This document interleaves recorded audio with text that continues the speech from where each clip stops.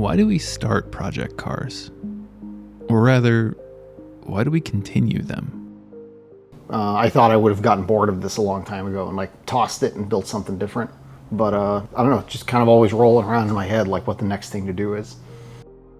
I can't think of a better example of pure curiosity channeled into a project car than what two brothers are creating in a shared workshop in Southern California. I guess you could call it one giant problem to solve, and I enjoy solving problems. So I have created a massive problem for myself to solve. It's not built to a rule set or anything like that. Frankly, driving it is not the priority. It's building it. It's learning how to do stuff like this. This is the fake race car. This is a tube chassis track car, vaguely designed to fit inside the body shape of a Volvo 240. You know, when I bought it when I was 18, I was young and dumb, and the idea back then was, you know, engine swap, you know, maybe like some like nice wheels, and then it just kind of snowballed over many years into cutting parts of the body out and like moving the firewall back and like turning it into more and more of a kind of race car. And then eventually the scope creep reached its apex and it just became full tube chassis with a non-structural body draped on top of it. I bought the car completely stock and non-running as an 18th birthday present to myself. And I am now 39. So it's been a while. And actually, the wheels are one of the only parts on the car that has stayed consistent since the early days. But looking at them, it's easy to see why. When you look at the car, you quickly understand that the engine and peak power output are not the point of this project. But the engine too is something unexpected. It's kind of a weird engine. My brother and I were working on this. We picked the engine a long time ago because it was like a kind of a novelty that it was a Volvo V8. So this is a 4.4 liter V8 out of a Volvo XC90. It's a 60-degree dual overhead cam V8. The car is designed to fit this engine, and we're gonna see how it goes. The X5M that had the hot V twin turbo engine, that's what these turbos are from, which is also a 4.4 liter V8. So it's a pretty suitable turbo size for this engine. I don't think I want more than 500 horsepower in this car because it's going to be scary enough as it is. I like reasonably sized turbos. I'm not trying to set any power records, just good drivability. Externally, it's like manifolding changes and like stuff that bolts on. Internally, it's all going to be stock. Building the car is so much work that I don't really feel like taking on an engine development program at the same time.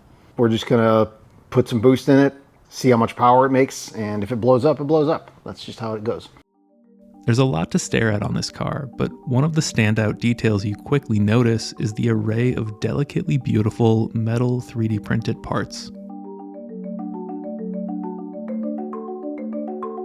Metal 3D printing is a really powerful tool, but it's not a replacement for machining. It's really useful for geometrically complex one-offs. It's not something that I'd use for production.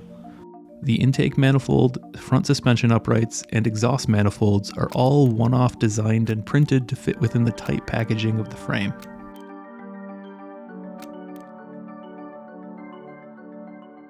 This is for another car, but it's also a 240 because I have a problem with Volvo 240s. And he means it. The other 240 itself is a dream project by most standards, even though it's a bit more dialed back than this project. You might have seen that one featured in a donut video years ago, and it's only evolved significantly since then, with a carbon hood, one-off wheels, and a Group A style rear axle, all on top of the 6-cylinder turbo swap with ITBs and too many other acronyms to mention.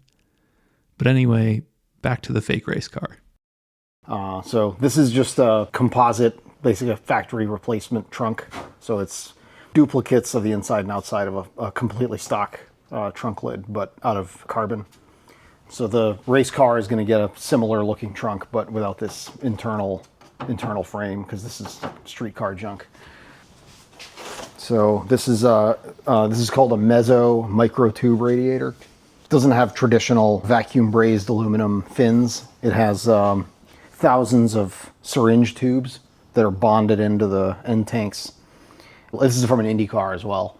So this car it's kind of a mishmash of like Indy Car and NASCAR parts. You can find them relatively inexpensively. But one of the benefits of a micro tube radiator, it has very, very low cooling air pressure drop.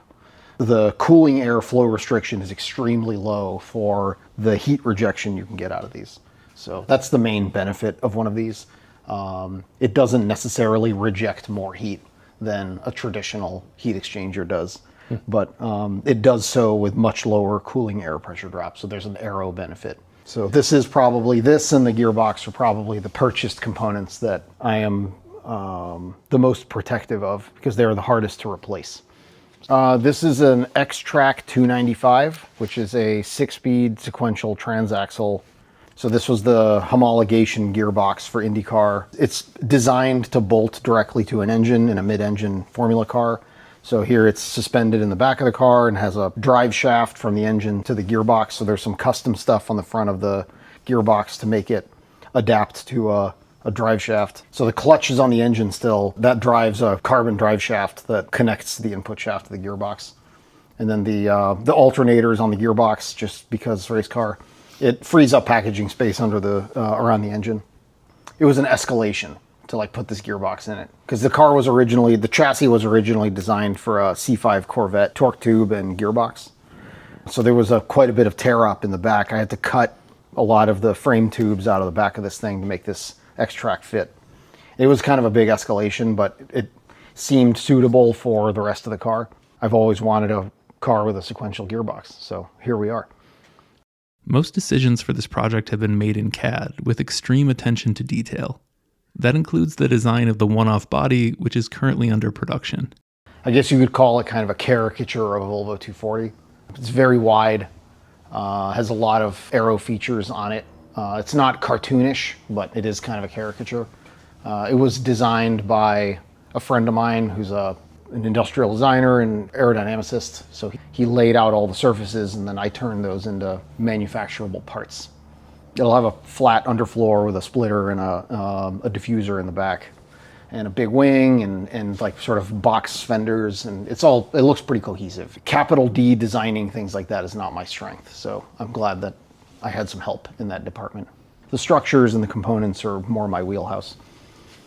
So it's a good excuse to learn to do things. That's the primary reason that this exists. First it was learn how to design suspension, and then it was learn how to build a tube chassis and get better at welding, learn sheet metal work, and more recently it's been a lot of composites work for the bodywork and for air ducts and stuff. So I had to learn how to make parts out of composites. It's been a near vertical learning curve to learn how to do this stuff, because I had never really done any composites of note before this.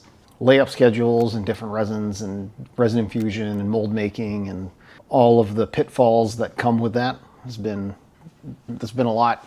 I kind of put that aside recently and then I decided to focus on some more fabrication tasks, because I hadn't picked up the welder in a while.